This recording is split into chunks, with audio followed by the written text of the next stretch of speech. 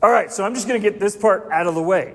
If you are here because you think I potentially might be a guru on dating, you can ask my fiance. It's not true. Just right away, let's just get that out of the way. If you need to leave, then you are free to leave.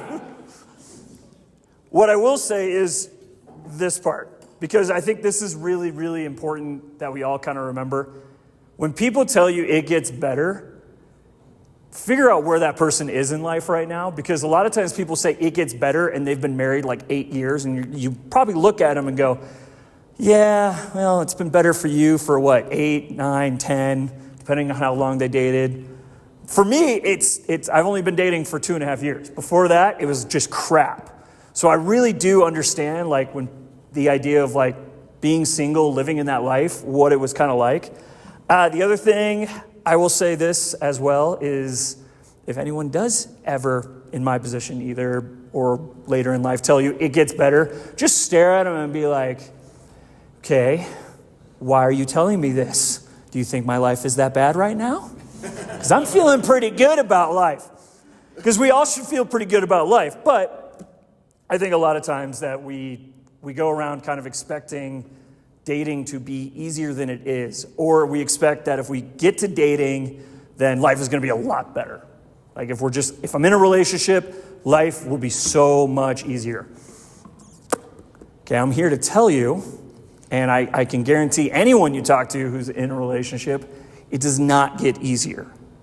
Okay, love is complicated. Love is for people who are foolish. Love is for people who do not quite understand what they actually are thinking, because only a fool would fall in love. Only a fool would want to be in a relationship at any point. And you're all looking at me like, okay, this is the opposite of how I thought this was going. The reason I say that is because it has to be absolutely true for a person to want to be in love to go through that. And that is why, in my opinion, we don't go through this alone.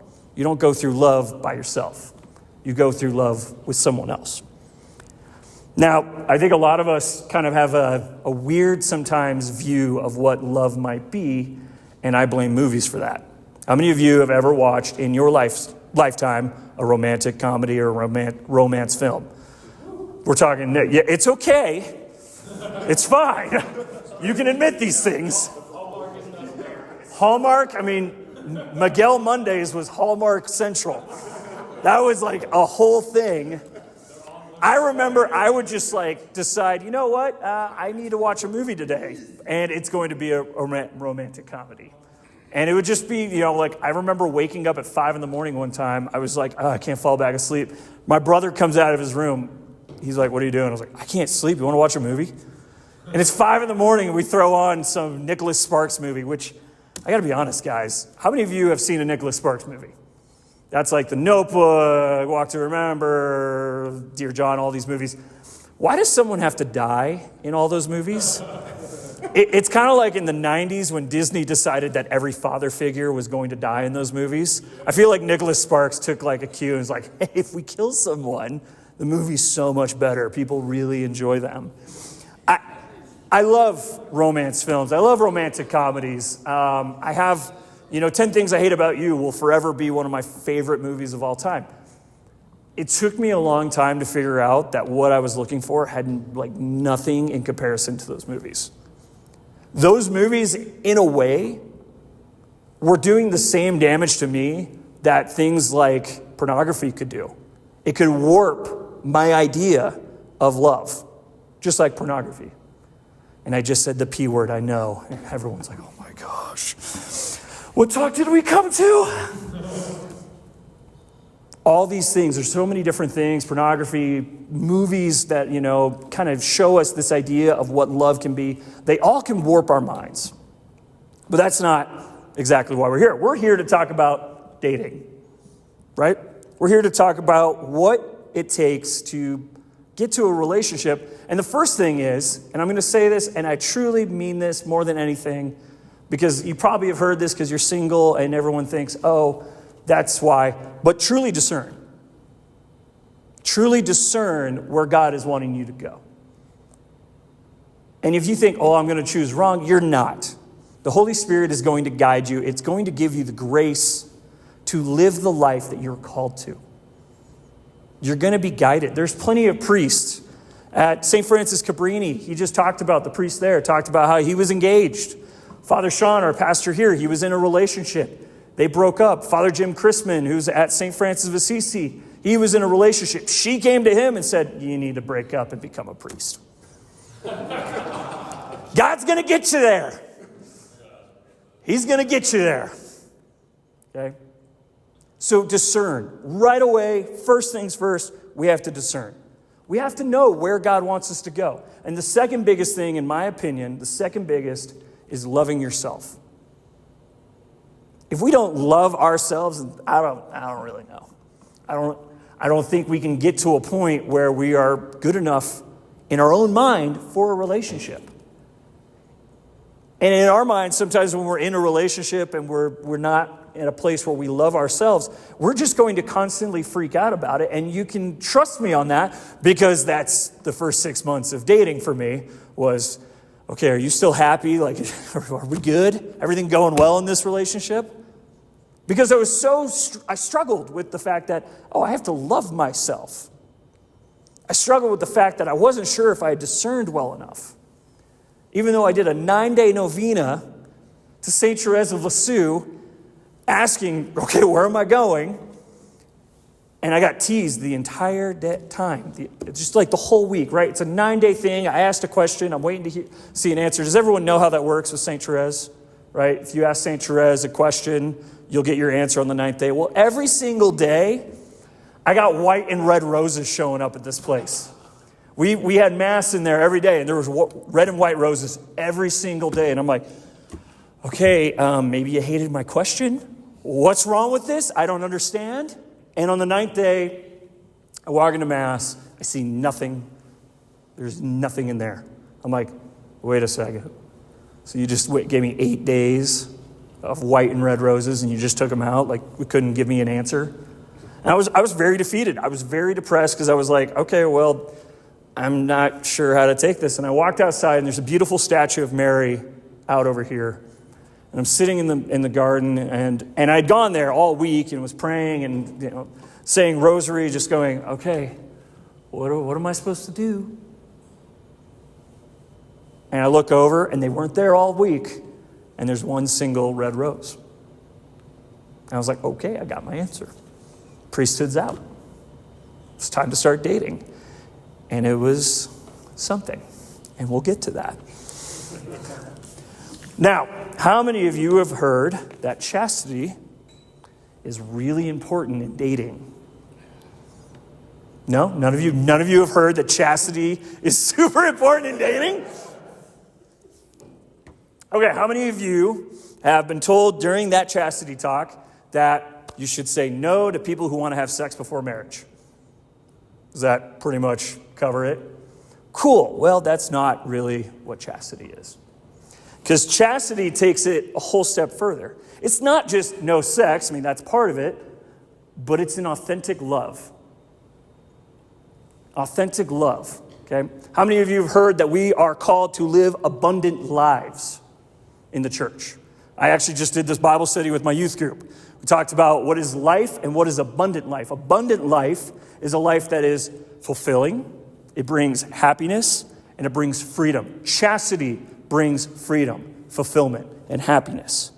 Because we're actually able to sit there and say, I am going to love you the absolute best I can.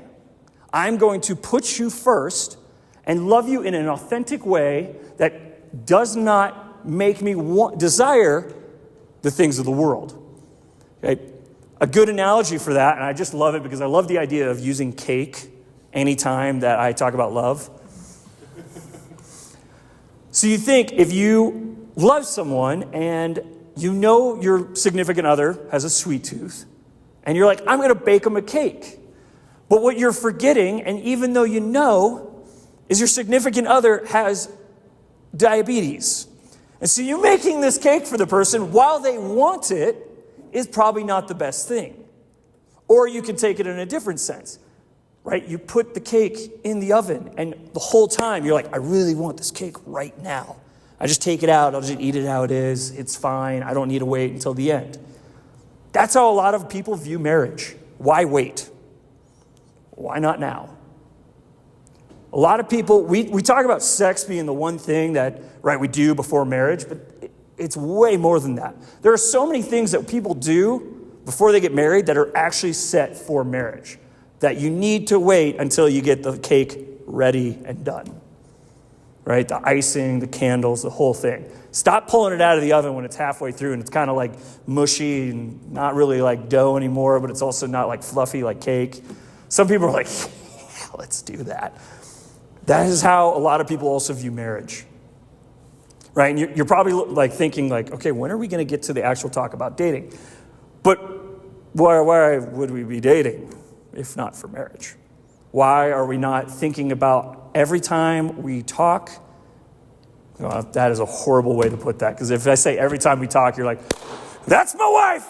I talked to her about 5 seconds. She gave me a look. Now I'm enthralled. I'm like, this is the one. She's actually a nun. American dream. All right. But people do things before marriage all the time, right? And that's the biggest thing, is until you have that contract, until you are in that holy matrimony, you are just boyfriend and girlfriend, fiancés. You're not spouses. You haven't taken that next step. So protect your heart, because guess what? Until that is signed, sealed, delivered, there's nothing to stop a person from leaving. And I know the world has the whole thing of like, well, you can just get divorced too. But in the Catholic Church, we know better. Unfortunately, our rates are just the same. And my personal opinion of that is because we do more of what the world is doing than they actually do. We just try to say, oh, well, let me put a Catholic twist on it. It's fine.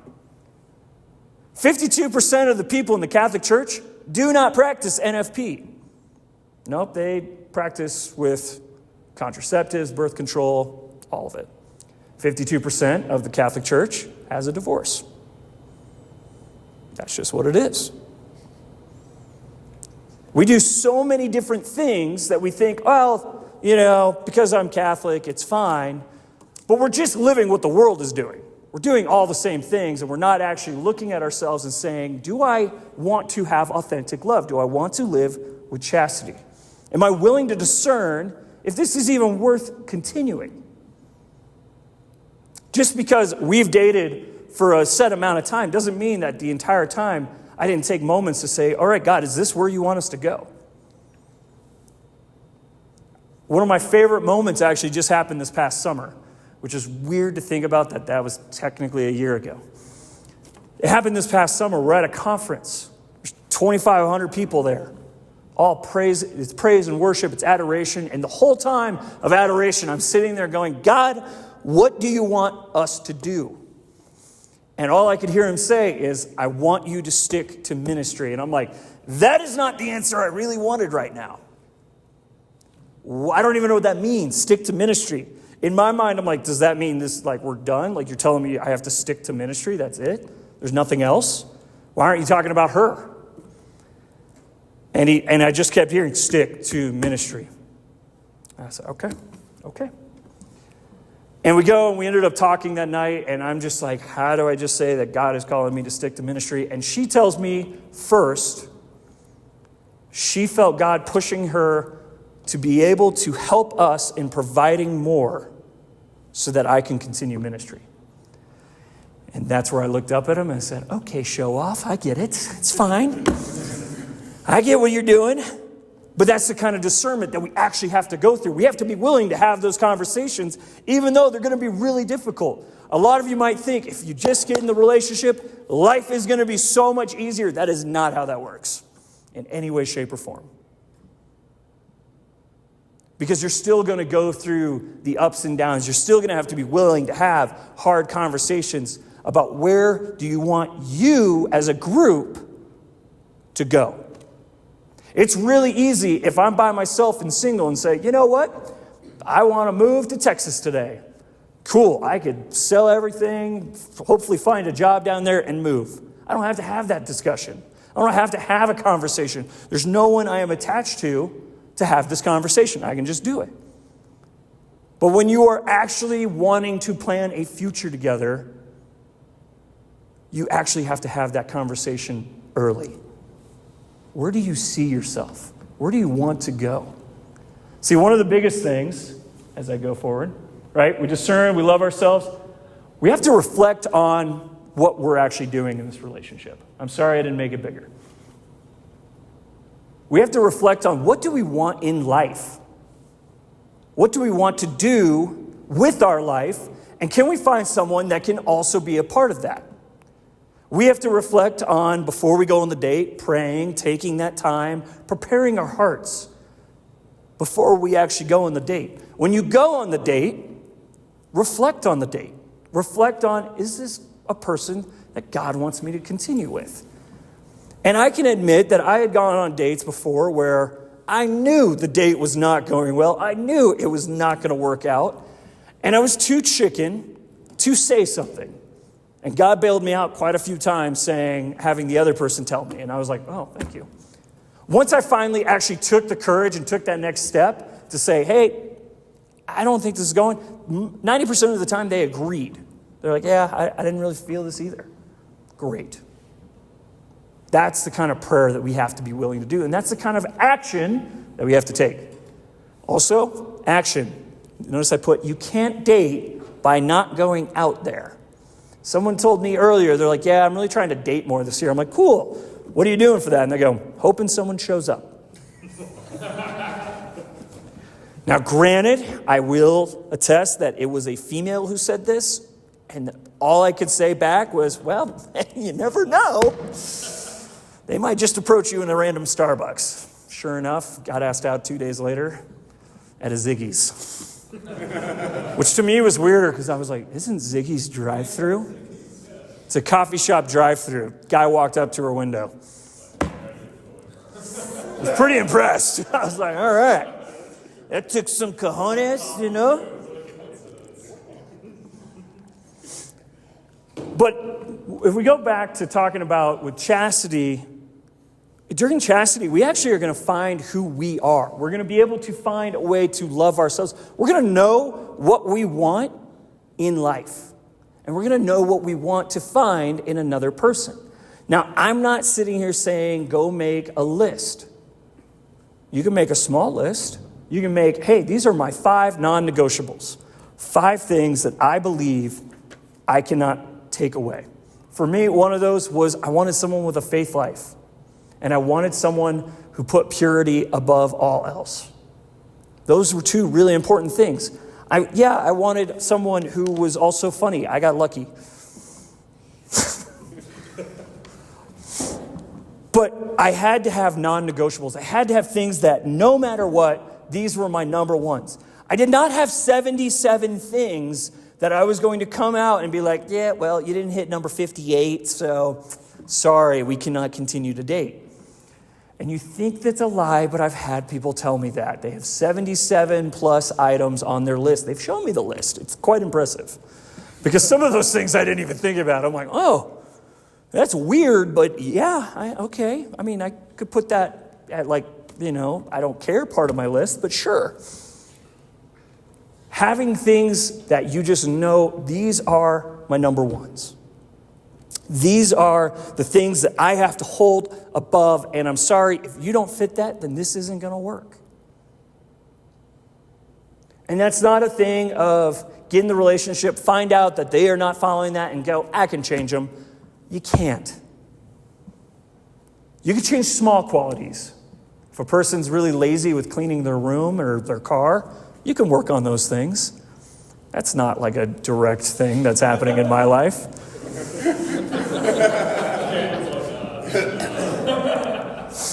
I've gotten better. My Christmas card from my dad actually said, clearly Sierra is good for you because your room has been cleaner than it has in 20 years. So, that's a W, people. but actually knowing what we want to do with our lives and who we want to find and make a part of that. This isn't like, I'm going to go out there and you're going to be living my part of my life. Because I heard a lot of people say that. And I feel like going back to divorce rates are high because we're not getting to know each other. I thought it was a joke when people told me that 369 was a lot of people's actual reality. 369 is you're dating for 3 months, you're engaged for 6, and the 9 months after the wedding, there's a baby. Not on the way, the baby's there. And they call it the 369. And I thought this was the biggest joke until I met about 8 people in relationships who were engaged after 2.5 to 3 months of dating. And I could sit there and go, okay, God, you know better, you know their hearts, you know. But the other part of me is like, that's not even like out of the honeymoon phase. You don't truly know a person in 3 months. That's why I feel like a lot of people feel like you have to rush. I'm going to tell you right now, when I actually get married, like officially am married, it's going to be 4 years of dating. And I'm okay with that. I wasn't at the beginning because in my mind, I'm like, man, my clock is ticking. I'm getting old. Everything is going wrong for me. But 4 years is a great thing. I know people who've dated 11 years. Granted, they started in high school, so, probably needed to wait that long. We don't need to be in a rush. Take that time to get to know that person. Now, I'm going to tell you right now, I don't think anyone in this room is older than me, so I feel like this is safe to say. You're all staring at me like, how old are you? I'm 32. 34. Okay, well, you could have kept it down and been fine. As you get older, I do actually believe, like people in their late 30s, their 40s, dating can happen a lot faster. Why do you think that is, personally? Just better at it. Hopefully. Usually they have a good knowledge and a good understanding of what they want, and they're just waiting for that person to show up and to that person they want to share that life with. Most people I know who are in that type of age, they're about 6 months of dating, and that's okay. I was 29 when I met her. I didn't need to rush. In fact, I rushed a lot of things in that part of the relationship because I think I was in a hurry, but I don't regret any of it. Now, there's nothing better, though, when the person is like not ready for you to say, I love you first, and the pure shock of like, and I love that she's here to be like experiencing all this conversation about her. And she didn't say it back right away. That's okay. She didn't say it back right away, and that was totally okay. Because guess what it meant for me when she did? It was the best day of my life until a few months ago when we got engaged. We'll get there. Thanks. We'll get there. That definitely trumped the I love you because I was like, oh man, that's like super I love you. But when we look at what the world is trying to tell us, the world is trying to tell us, hook up. I had a therapist tell me that the best way to get over someone was to get under someone. That was in therapy. And I said, wow, you think very highly of me. Thank you. I appreciate that. Let me find a new therapist. Found a Catholic therapist. His advice was not that. In fact, he said, if you sleep with someone, you can't marry that person. I go, oh, okay, good to know. Good knowledge. Good thing to understand. The world also says that we should, it depends. Depends on what part of the world we're looking at. Some of the world says, men, you should not do anything. You should be totally submissive. Women, you need to go out into the workforce and do everything. On the flip side, because I'm going to make sure that this is well known right now, on the flip side, you also hear that men who are like, men have to be in the workforce, women need to be at home, they are submissive, they do everything I say. And I'm just going to say this, and I apologize for the language, but I'm saying it. I'm sorry, God. Heard Father Mike Schmidt say it, so I figured it'll be okay. He gave me the green light on that one, because it is. That's the thing. It's based on your relationship. what is going to work best? I remember having to explain this to someone that, like, I work in youth ministry. Youth ministry does not make lots and lots of money. If I found someone who was a doctor who probably makes a lot of money, should I tell her, you know what? I'm the man. I want you to go home. I'm going to go work 2 jobs, become emotionally abusive, never talk to you or the children, and No, because that's not what this actually means, right? We have roles. Men, we are meant to be the leaders in our roles. We are meant to be the leader of the household. I didn't see it in my catechism or in scripture anywhere that you are supposed to go work. I mean, I know there talks about you do things for work, but I wasn't told that I have to personally be the one that provides everything. Absolutely everything. What it actually is that you're meant to be Joseph, leading the camel with Mary and Jesus on the back into Jerusalem. Women, we are meant to be supportive of where that leads. There's nothing about you don't work. It's based on your family, your relationship, your marriage. It has nothing to do with you're submissive. Yes, you're submissive to the man showing you love, showing you gratefulness, showing you joy and kindness, and treating you the way you should be, and building a life together, and him being at the front, leading us on that path. There is nothing about you have to do every single thing he says, and I know people who have been divorced for that exact statement. Well, my wife didn't do everything I asked, so I got divorced. That's not okay. I heard people who've gotten divorced because, well, he's a man. He should be making all the money. He should be the one supporting more. That's not okay. That's not a way to live in a marriage, a beautiful, healthy marriage. Peter says, above all, let your love for one another be intense, because love covers a multitude of sins. And we're going to take just a quick, short break before we come back to that.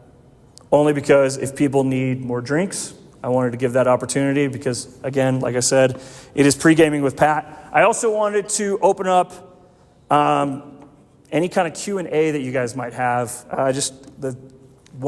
Some of the feedback I got from last time we did pre-gaming with Pat is there wasn't an option for Q&A, and I just wanted to offer that. So, yes. So, I guess the first question I've got, maybe for the both of you too, to you guys, when did you actually, when you were dating, when did you actually feel like you got to know? When did you define that relationship? So, and I'll definitely dive a lot into kind of the build up for that, but we met February 2nd, and it is tomorrow. We met February 2nd, and during that time, we were pretty much talking every day, but we also went on 4 dates, very long, specific dates. It wasn't just we sat down and only had dinner. We did a lot of activities. We worked out together. We had a game night at her house. We played all these different games. We did a lot of things that we kind of got to see a little bit more of that person while also communicating and trying to get to know each other. And March 12th is our anniversary. So we tried to take that time. But even after that, I wouldn't say we officially knew each other. We were done with the talking stage. We were done with what I call the dating stage. Now we were wanting to see what a relationship would look like.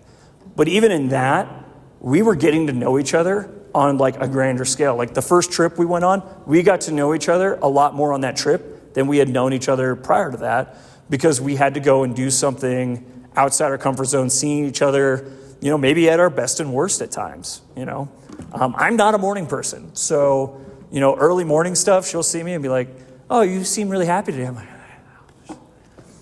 and so I think it's just making sure that to get to know the person, you're taking the time to actually build that rapport up, kind of doing different things that allow you to really know who that person is, rather than just we're going to go out to dinner. We're going to do kind of the similar thing each and every time we go out. Go to mini golf, Go do something. Go bowling. I think one of our dates after we had shortly like gotten a relationship was like we went bowling, and she got to like we're very competitive people, and I lost, and I was not happy. No, she kicked my butt on that one. She got me on that one. Now, granted, I will always and forever hold that I beat her in foosball, and but it's just like we both know each other that like those kind of conversations. Hi. Oh, don't close it on your hand. That is what happens when you have a nice, beautiful marriage. I hope. I guess that was an awful thing to say. You could have an ugly marriage and have a cute kid. And so I just think like it really is dependent on like what you guys are doing. I know people that they have been dating for a year, but because they have they moved in together really soon, they didn't really take time to like actually get to know each other. It was like after a year they realized like we don't know each other at all. Like I'll ask them questions. I'm like, I have no idea. And I'm like, I thought that's like fifth date question for us. And I think it's just one of the biggest things was one of my friends had gotten engaged prior to us even meeting. And he really kind of laid it down like, here are the things you should do before.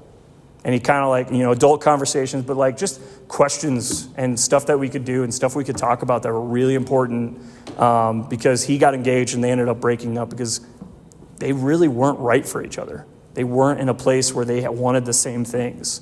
And praise be to God, he is engaged again. And I'm super stoked for them. They're getting married this year.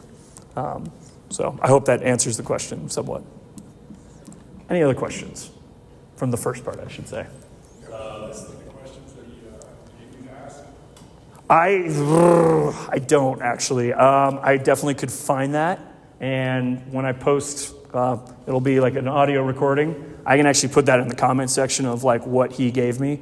The three big ones that I do remember was adult conversation, like having the hard talks, like knowing where you guys want to go and being willing to have those. One of the conversations we had is like her desire to live out of the country. And at the time, I don't know if I was fully on board with that, but having that ability to talk about that and having that conversation to say, well, yeah, if God wills it, like, let's do that. Like, obviously, but also having that conversation. And yeah, I mean, she knows if that's where we're headed, we're headed to Europe. We're going to go live in Europe. But some people, and some people would be like, I just don't ever see myself. And being willing to have that conversation. Being willing to talk about like, do you want kids? When do you want kids? Where do you see yourself living? What do you want to do with your life? Like those were the really important things that he didn't talk about, that he was like, he's pushing me really hard to have that conversation. Another big one, kind of in related to the adult conversation, was just like knowing like parenting styles. Like how are you going to raise kids? And she knows like, I'm going to be kind of a softie sometimes with the kids. And like, she's like, I need to be a little harder on them. I'm like, okay, just a little bit, but for me, like one of my parenting styles is like, more of the idea of like, it's how I coach, it's how I run youth group, like pushing their limits, but in a way where it makes them think they're doing it, where it makes them have to have, the answers for a lot of things. Like, I'm not just going to give it to them. And so just things like that. And the third one for him was just like a willingness to have a constant faith life and constant prayer and a constant trust in that prayer. And that willingness to say, hey, we're going to sit down, we're going to pray. And the ability to reach out to your significant other and say, will you pray for this? Knowing that they're going to stop and maybe they're working, maybe they're doing something, but they're going to pray for it. It's not going to go on unheard ears. Because that was a big thing for him. That's a big thing for me. Like, I want someone who, when I say, hey, will you pray? I asked her to pray for this talk because I didn't know what I for sure wanted to say. I had a whole talk written 2 days ago.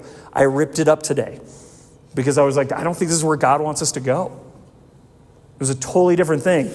I have one of the pieces still right here. Totally different thing because I didn't feel like that's where God, and I was able to say, hey, will you pray for this? So I think him giving me that advice before getting in the relationship really helped me continue on. And ironically, he gave it to me like 2 days before his fiance left him. So it was kind of powerful how that all kind of worked out. So I saw a hand up here. Yes? Yeah, I just wanted to know your opinion on if someone wants to date you and they are not in faith at all, or maybe they're curious about faith but they're not in it at all, or maybe they are like totally atheist and like, but they ask you on a date. Is that like going to be a definite waste of time to do that? Like, is that something that's still good to do, or do you think that's gonna like hurt them somehow or hurt? Could hurt both of you. It could hurt both of you for sure. I know plenty of people who have gotten married, have beautiful, amazing marriages, and one of them wasn't even religious, right? They were atheist. One of my best friends, his dad, never was Catholic. Never wanted to come to church. Great thing about Rick is Rick was at every single mass on Sunday. He helped with every single youth group event. He helped with everything wedding-wise, mass-wise. He was always willing to help. He had no desire to ever become Catholic, and he never did before he passed. I think he was probably a better Catholic than 90% of the Catholics I know because of just his willingness to just dive into everything. But I remember asking, like, Grace, his wife, like, what made you think this? She goes, I knew he was going to help raise the kids Catholic, even though he was never going to go. And a couple of the other people I've met, they never really asked the question, and it really hurt them in the long run. It really kind of put them in a place where now they're really struggling because they didn't have that conversation. Because there can always be a willingness, but if they're actually not showing that willingness, right? One of my good friends, he's not Catholic. He's married to one of the most Catholic women I know. He takes the kids to church if she can't. He will read the Bible with the kids. He will do things with the kids that are building their faith. And he's told her time and time again, I have no desire for this. But he's shown, I'm willing to raise this family. And he showed that even before. He was here at Mass every week. He did not miss Mass. He did not miss. He would come and like listen to youth group talks. Like he showed a true willingness for that. And it was baffling to me because she had always told us she was never going to marry anyone not Catholic. Like, we didn't even think she would marry a Christian. We're like, it's going to be Catholic. And for her to marry someone who wasn't was really impressive. But it was him showing those signs early on. And if I'm being, and this is not a fact, this is just a personal opinion, I do think that when the guy's not Catholic and the woman is, there's a better chance of a successful relationship than when the man's Catholic and she's not. Just based on our personalities as guys, you could tell me I'm totally wrong on this. A lot of us are pretty willing to adapt to things. Like we will adapt to those circumstances. We will adapt to those things. One of the things I'm adapting to right now is I'm running more. I hate running, but I'm going to keep running because, one, it's something we can do together, which is fun. Two, it is good for my health, so there's that. And three, I love seeing her joy. And she loves seeing mine. She shares things that are not her favorites. And I think that if you're going to date someone who's not Catholic, those are important things. Like, is he willing to see that being your top joy? Is he willing to share that with you? Is he willing to be a part of that? So I hope that helped. Yeah. You had your hand up? Yeah, so I was thinking about asking this, but Miguel made a joke about it earlier, so now I have to. So, hypothetically speaking, I want to stress this is purely hypothetical. Oh boy. If you and a good friend of yours organize Catholic Young Adult Group events, and there are very few women showing up to said events, how do we fix that? How do we fix that very pressing problem? You figure it out right now. And I mean, you know, we go dancing, we go ice skating, we do stuff like that. So, What are you offering? What are we offering? What is your young adult group offering? Is it offering fun things? Is it offering a chance for authentic friendships? Is it offering something that is faith building? My biggest thing with young adult groups is if it is not there to help build the faith up, if there's no desire to look for things that are going to improve our overall community, our overall health in our faith life, our better understanding of Christ and our better relationship with him, it's going to be sometimes harder for lots of people to want to come, especially both genders. If it's more of a fun-based idea, if it's more of these are activities we get to do, game nights, things like that, then I think a lot of women they're going to come from time to time, but there's always going to be a desire for more. And are you offering more? Are you offering that opportunity that 5, 6, 7 women show up and they're like, you know what? Let's go start a Bible study together. And they're going to want to know, are these authentic friendships being built up to? And obviously, and we're lying to ourselves if we say otherwise, young adult groups have a very heavy dating platform. If we're being honest, people come to a lot of young adult groups to find relationships. And you could push against that, and I tried that, and it did not go well. Because we started a young adult group here 3 years ago, and the third meeting in, one of the girls steps out of the room, and one of her friends yelled, say hi to your boyfriend for me. And 2 of the guys both got, well, no reason for me to be here. And it was kind of that makes sense why people are here. And there was another guy who he said, someone asked, are you looking to date here? And he goes, no, this is a work thing, so I can't really date. And 2 of the women said, yeah, I don't really want to come back. This isn't for me. And it's because when people are showing up to these things, they're not a full expectation. I'm going to find my husband, wife here. That is my goal. Once I find them, we're out. No.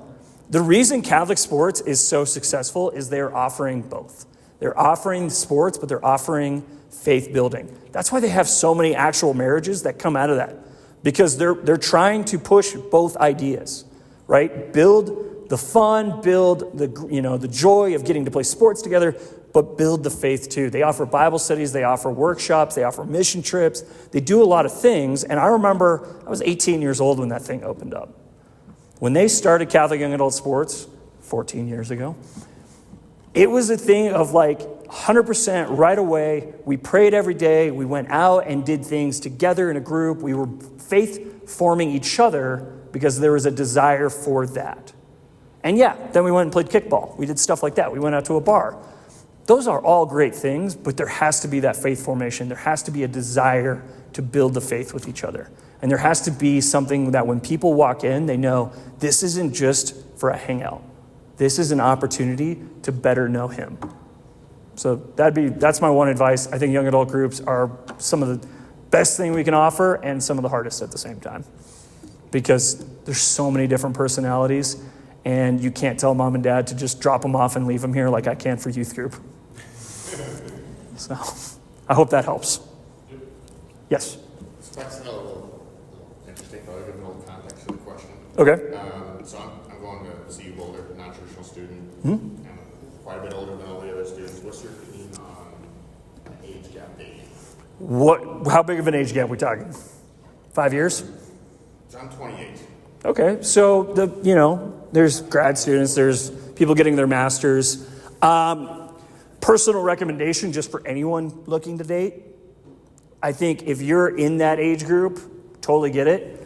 I wouldn't look for anyone under 23. It doesn't have to be a 5-year age gap. Ours is 5 years, but it doesn't have to be 5 years.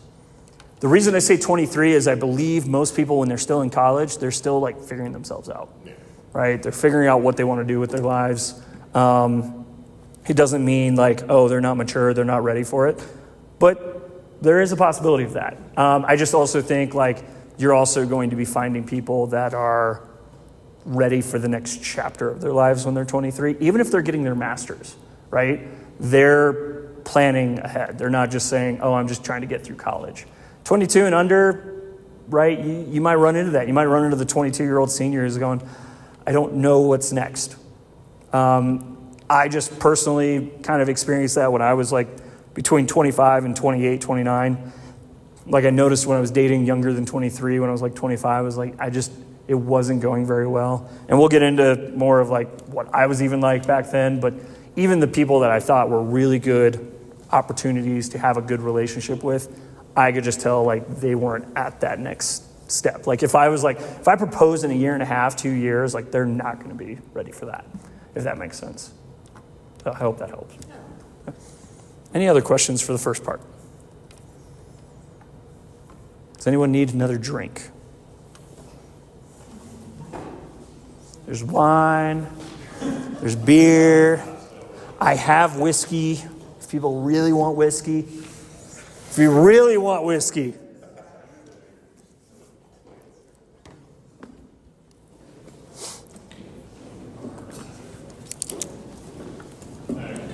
Caitlin, any additional things about your This is my least favorite. It was great meeting you guys.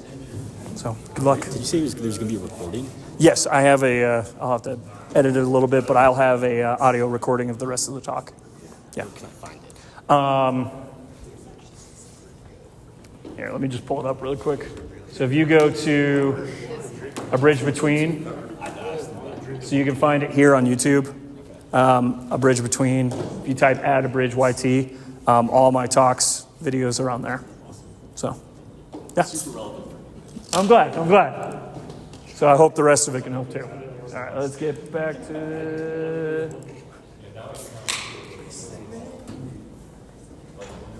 I made a slideshow. Thought it was fancy. All right. So let's talk about Peter. Let's talk about what he was talking about. How many of you have heard that you need to work on yourself before you start dating?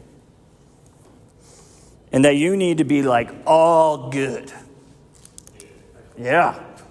I actually had someone, they were giving me advice on giving this talk, and they said, first thing you need to tell them right away that if they have any kind of addiction in their life, they're not ready to date. And I said, okay, what if they're working on it? And he goes, nope, doesn't matter. I'm here to tell you that this right here tells me that that's not true. And broken people, we're all broken people. The biggest thing for me is we just all have different things that we're broken about.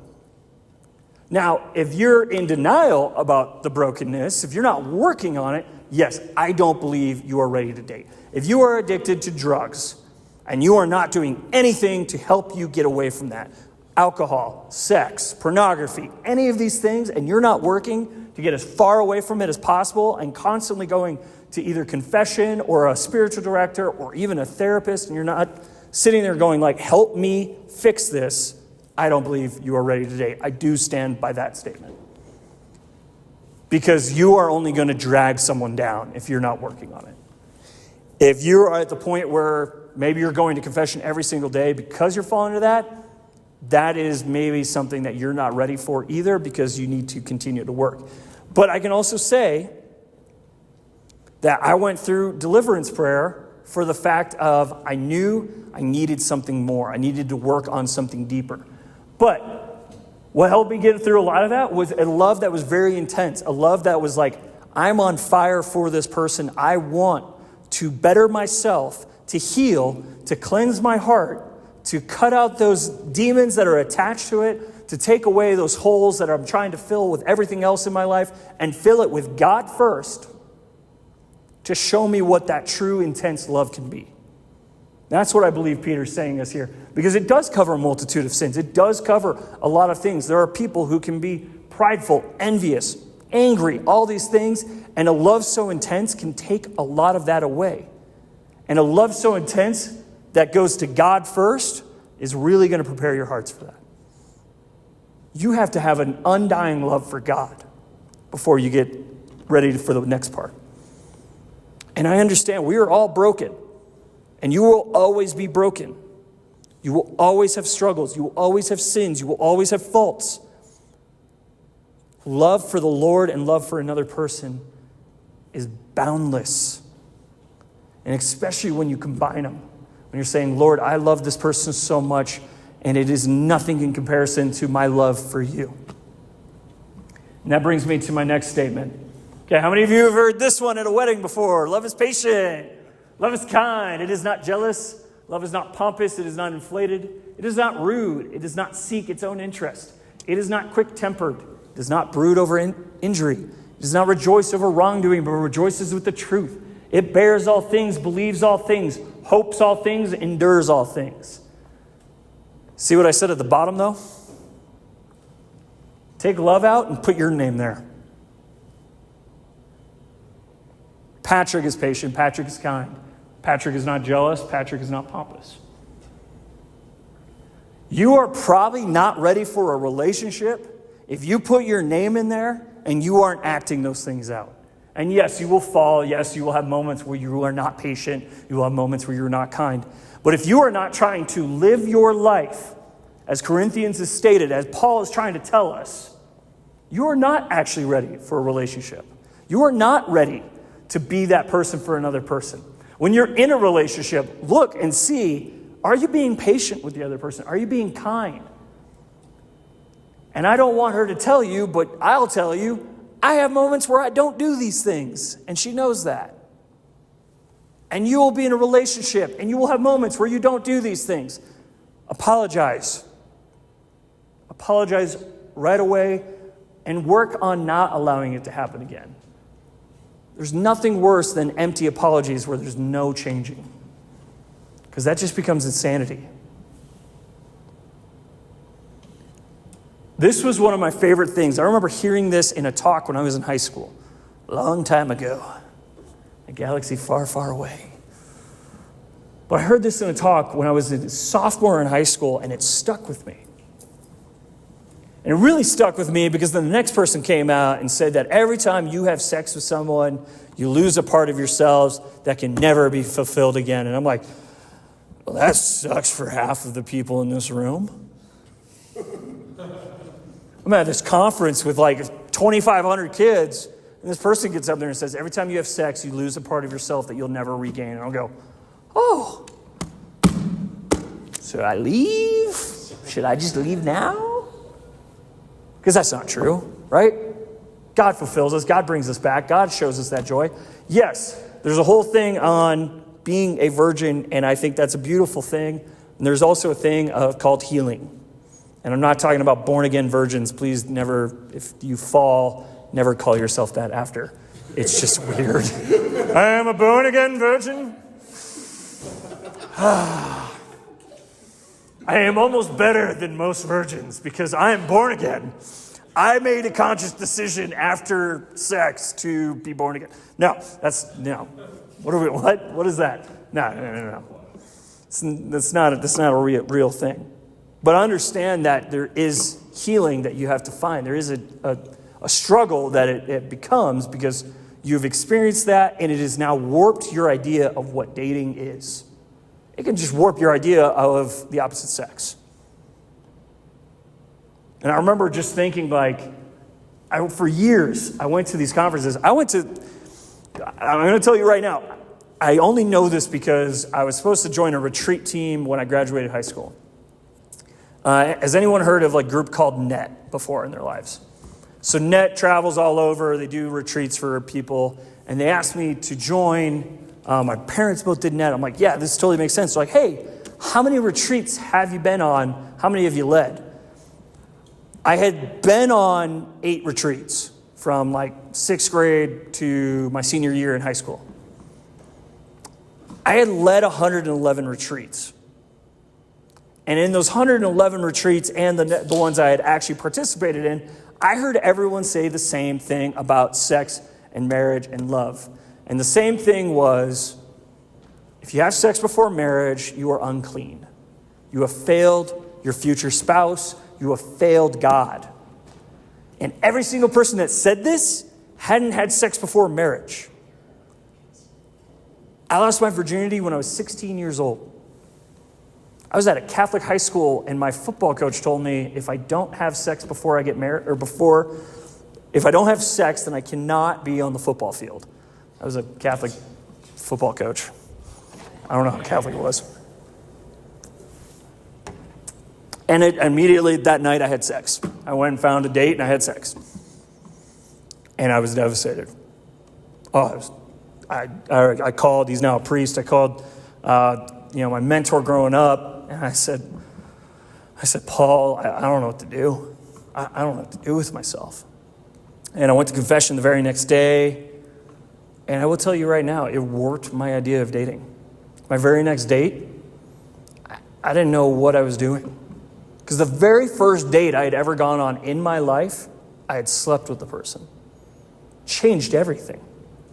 Changed my whole view on what dating should be, what marriage and love could be. And for a while, I didn't really struggle with it besides when I would go on dates. So I was like, well, if I don't go on dates, this won't be a problem. I should just become a priest. And I kept feeling every call to not be a priest. So I'm like, well, single life. And I kept feeling, nope, that's not it either. And I'm like, okay, so I have to go on dates. But I don't know how to date. So then I decided when I turned 19, I got this really great job. And I'm a 19-year-old kid with a really great job, making a lot of money while living at home. What should I do with all this money? I'll just go on a bunch of really fancy dates. Horrible decision. I think one of my worst ones was I'd known her for a while, but it was a first date. First date. We hadn't even done a group activity. This was the first time we were hanging out outside of church and youth group. And I'm 21 years old, and I decided it's going to be the greatest date ever. There will be no better dates than this one. I've had lots of better dates than this one. 21-year-old me did not know what a good date was. And I go on this date, and I spent stupid amount of money that I was like, really? Okay. And I thought it went great.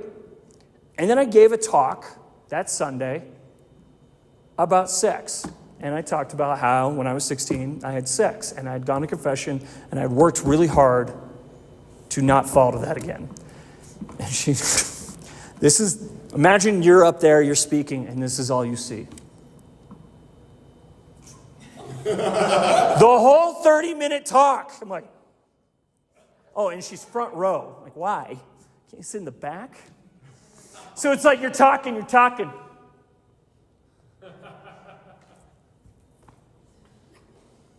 And that's the whole thing for me. That was the whole experience. It's this person in front of me, and I'm like, okay. So I asked him after, how'd you think it went? I was like, I can't believe you. I cannot date someone who's had sex before. I was like, oh, cool. Great. And that reinformed me that, all right, I am damaged goods. I am not worth any of this. And it wasn't actually until I was 22 years old, so mind you, 6 years after I'd had sex, that I heard someone tell me there is forgiveness, there is healing, and there is glory in giving that up to God. And I thought, oh my gosh, this is what I've needed. And I remember I'm 22 years old, and I'm like, God, I'm ready. I am ready for the next challenge. I am ready for where you want to send me next. Yeah, he threw a big challenge my way. My parents got divorced a month later.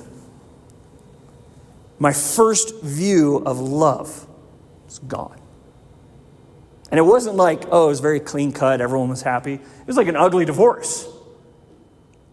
And I remember 6 months after all that, it's May, I'm 23 years old, and I said, God, I'm done with you.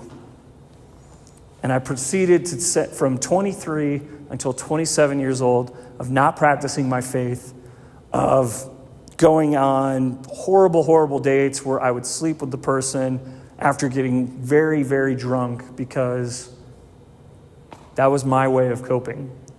That was my way of saying I was done.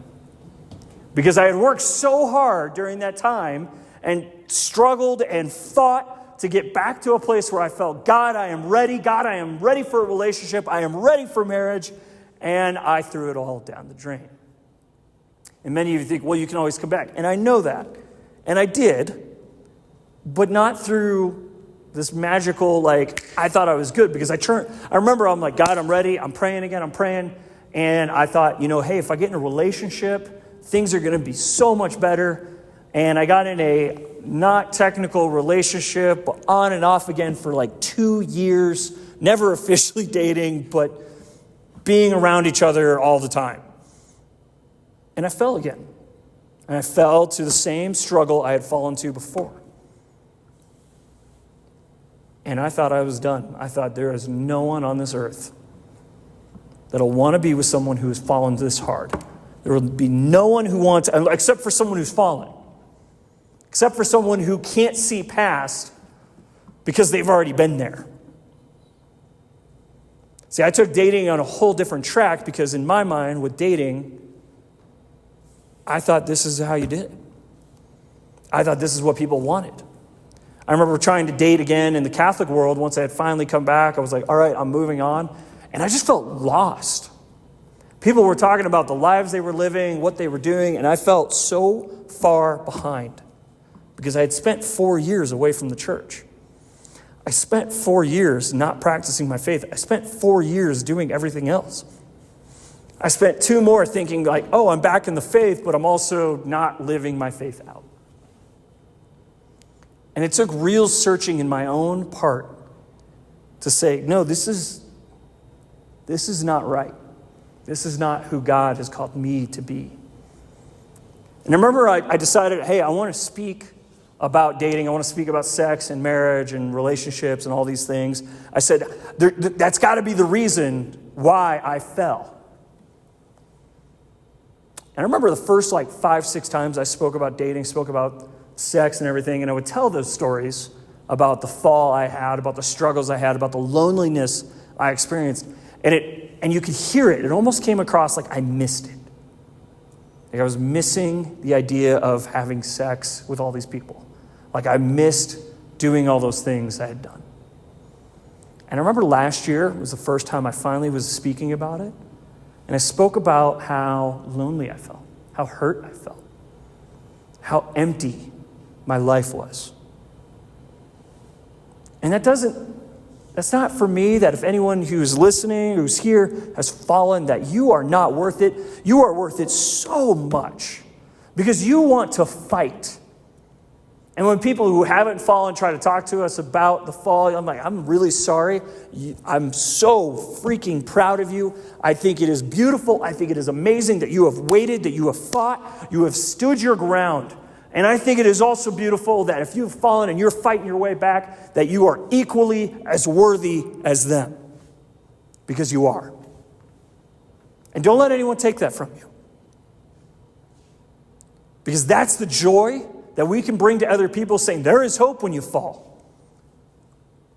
And there is joy that's saying, I am holding my ground. I am holding firm on what I believe. I know that this is worth it. Both can be true. Both can be beautiful. Both can be great. God will take whatever is happening in your life, because maybe sex isn't your sin, maybe you have something else, and He will use that to glorify Him. He will use you in ways that you don't imagine. That's why I love getting to talk about this, because I know I've gone through the ringer of crap. I've gone through the ringer of the hardships that come with dating. My kids in youth group give me a hard time. I say my kids in youth group. It's gotten me into trouble recently. People think I actually have children. And I tell them this, and they look at me, and of course they only hear this part at the beginning, not the end. I tell them, I went on 200 plus first dates between the age of 19 and 27. And people just stare at me like, 200, oh my gosh. Yeah. And it's crazy to people to hear that. All that mattered for me was finding the person that God had planned for me. And I actually remember when we went on our first date, it was during COVID. I was supposed to be at this big retreat with like 800 middle school kids. And it's like 2 weeks before, and I'm on this date. And I took a picture of her sending like, hey, this is where I'm at. Sorry, I can't be here. And my boss, the person leading the retreat, said, if you get sick, you're in so much trouble. You better marry this woman. I saw her last week. I said, guess who won? No. What got me to the point where I was ready to date was allowing myself to forgive myself, to know that God had worked in my life, and to continue to work on that. It wasn't like we started dating and everything was rainbow and sunshine. No, there were struggles. That was the beauty of it. I got to experience, I thought, hey, we're dating, I'm ready for marriage, let's do this. Yeah, let's go. And I learned during that whole time, during this whole 2.5 years of dating, of being with, about to be 3. I don't even know why I said 2.5. It's 2 months away, a month away from being in a 3-year relationship. And I sat there and I can say, it's worth the battles. It's worth the fights. It's worth the growth. It's worth the struggles. And you think your struggles in the single life are bad, wait till you struggle with another person. Wait till you go through hardships with another person.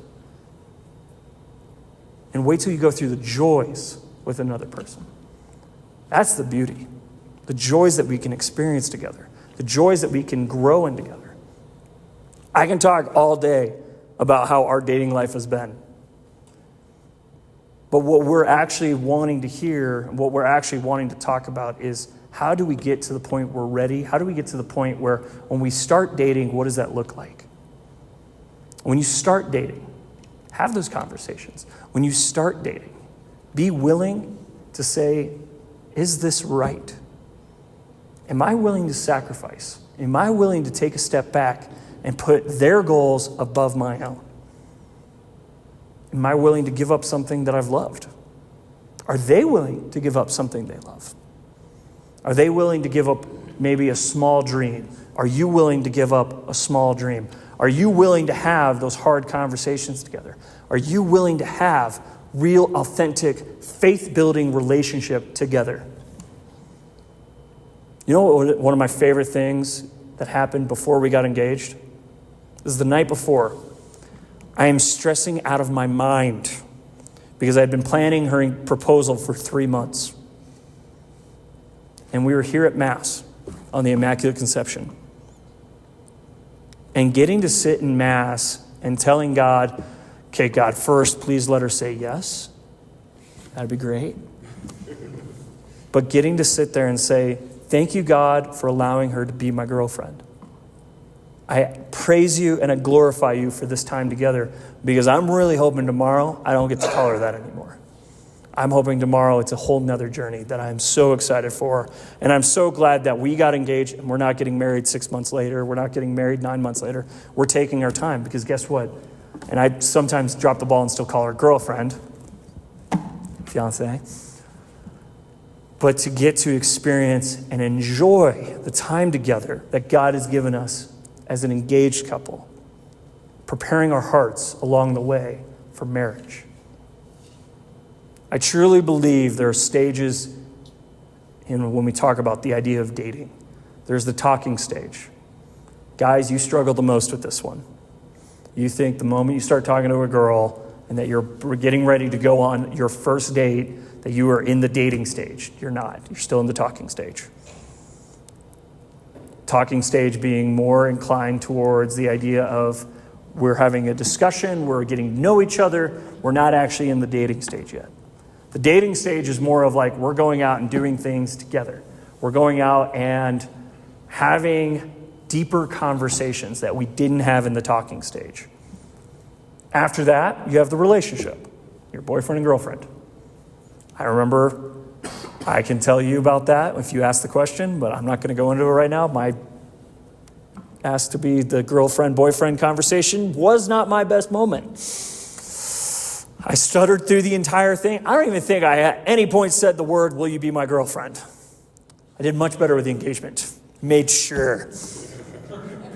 You have the relationship stage, but the relationship stage is not just like, hey, we're in a relationship now. There's a building block to that. There is building up to getting ready for the point of being engaged. Then, yes, there's the proposal. I nailed that one. Awesome proposal. I think it's awesome.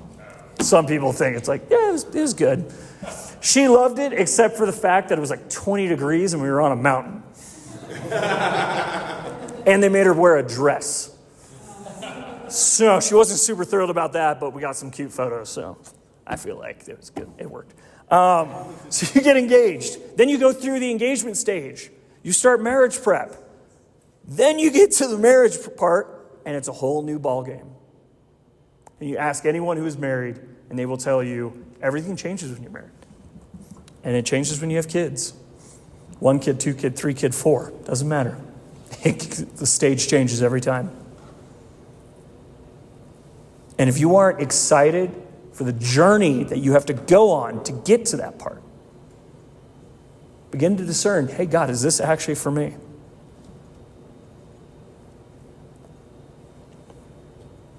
Thank you for being here. Thank you for listening to me talk about all these things.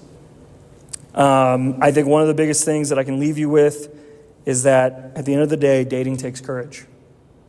So if you are looking to date, if you are willing to date, it takes courage. It takes action. It takes vulnerability. And it takes trust. And trust is built over time. Trust is not a 3-month thing. Thank you.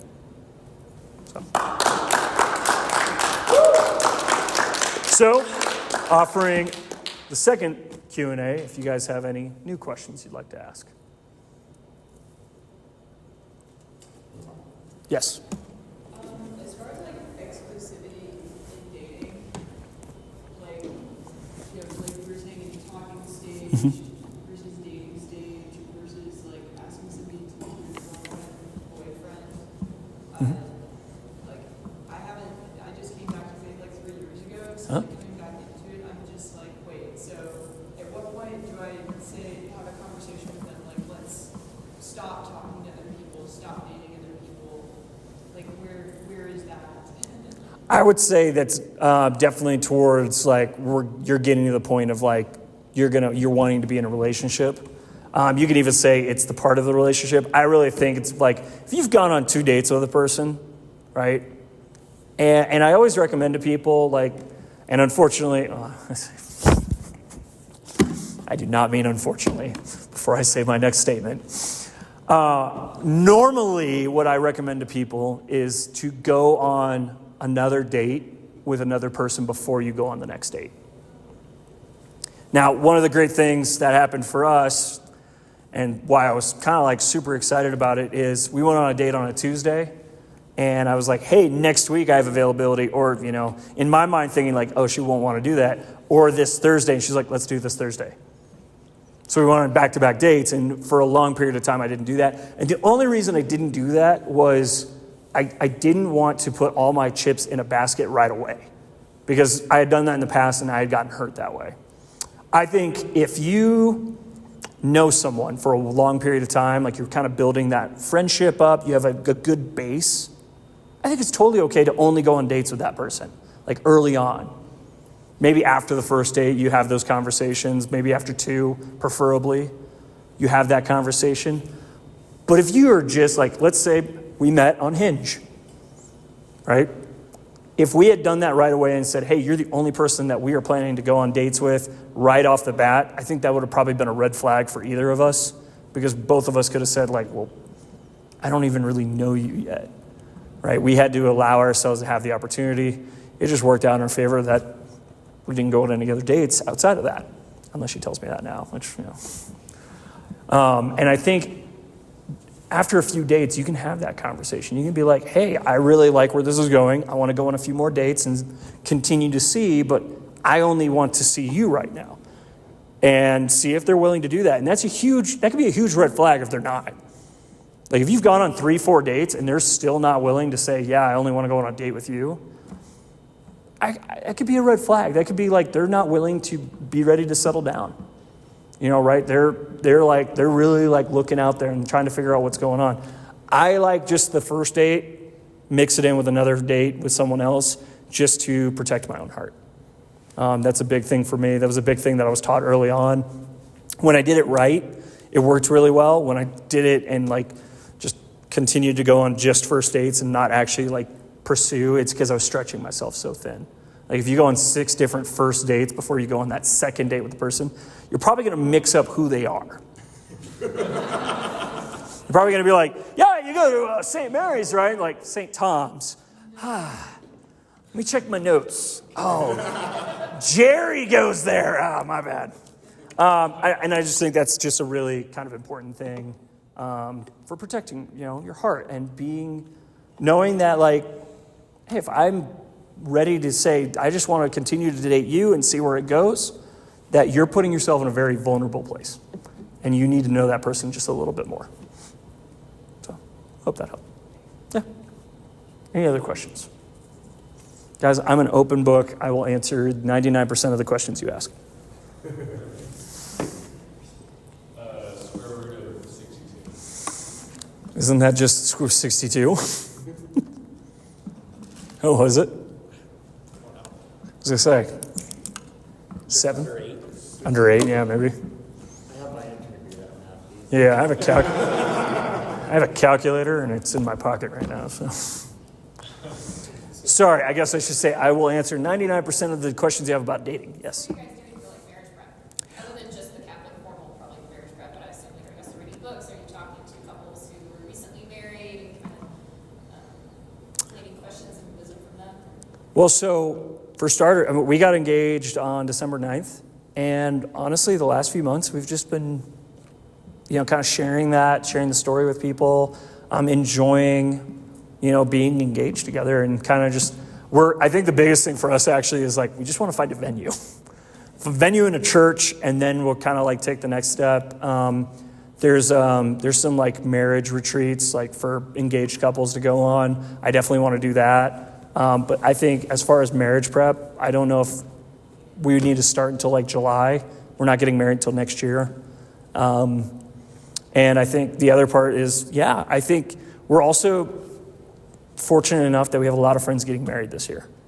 And so getting to share that with them throughout this year is kind of what I'm excited for. We'll make our rounds with the other married couples and kind of talking to them. We were given some books recently that we can start reading. We actually did say that we were going to start like our own little mini book club together. So just the two of us, but we had to finish our show first. I mean, it was a really good show. So, and so I just think like we're just kind of taking our time with it. And again, it just comes back to that, like not rushing anything. Like we are not in a rush. There are certain things where I'm like, I want to get married. I want to start having kids. I'm old. But there's also like a desire of like being able to enjoy the moment. And that's something I've learned through our almost 3 years of dating is enjoy the moment, because the moments have been really amazing. So I hope that helped. Any other questions? Yes. Outside of your current relationship and engagement, congratulations, by the way. What was your longest relationship, and how long did it take you to recover after that relationship to get back out there? So because of the type of person I was for a long period of time, I didn't really ever get into relationships. I lived very much in that hookup culture for a long period of time. And that last person that I was on and off dating with, we never were officially together. Like we never put a label on it because it was very toxic. Why can't I say that word? Toxic situation. That it just kind of like, it probably brought the worst out of both of us, not just me. But that was like 2 years of going through that. And it took me realistically like 6 months to like actually come out of that. I would say just from personal like friendship experience, my buddy who was engaged, it took him over 1.5 years to really be ready to date again after that. Because they dated for about 1 year. They were engaged for about 5 months. And then it took him another 1.5 years. I think he was ready at some point, but I just don't think he ever really went out there to get to that point, because I think there was still some healing. And I mean, he was a night and day different person in his next relationship, and it was pretty cool. And I'm really excited for them because they're getting married this year too. So, but yeah, I think it's just different depending on how long it is and depending on what helped you get out of that. Because I know people, they will be dating for 7 years. They'll get out of that relationship and 2 months later find someone new and be totally okay. Because if they know for sure, like, hey, this just isn't good for either of us, it usually goes better. If it's an ugly breakup, it might take longer. Took me a while because I just really was so gung-ho on like, no, that's the person, right? And allowing myself that time to like move on and heal. A lot of like epic shower singing moments, singing those super sad songs.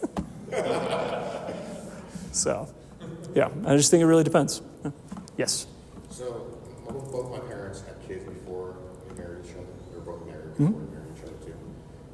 So I'll ask, and I'm fruit of that marriage. Yeah. So I'm grateful for that, but Yeah. I want to ask your opinion on dating women or dating men who have kids.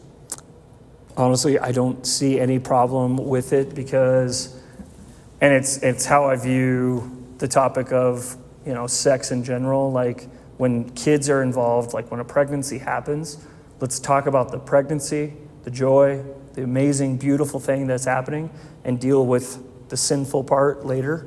And it's the same thing. Like, and most likely, especially if you're dating someone Catholic, I guarantee you they've already gone through all the steps they probably needed to go through for that own healing in their life.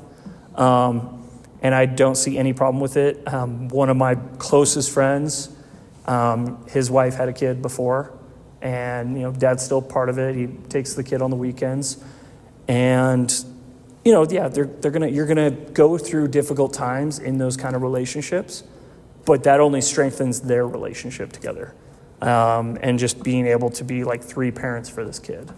I think it's just the biggest thing I will tell you from hearing it out of his mouth, because he dated someone with a kid before, is if you date someone with a kid and you break up, the connection you had with the kid hurts a lot more than the connection you had with the woman, because there's such a deep connection that you'll make there. So just telling yourself, like, can you go through something like that? Not to say like you're going into it going, okay, when we break up, I'm totally okay ditching the kid.